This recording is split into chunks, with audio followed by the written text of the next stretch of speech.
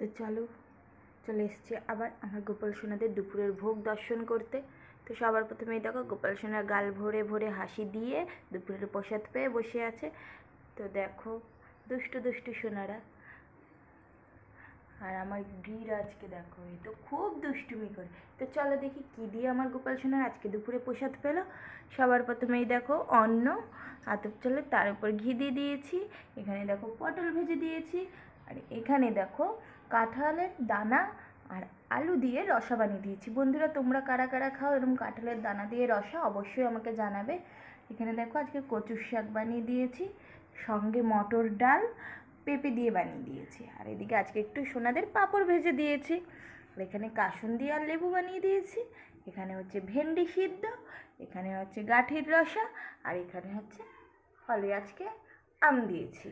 তো এই ছিল আজ আমার গোপাল সোনাদের দুপুরের ভোগ।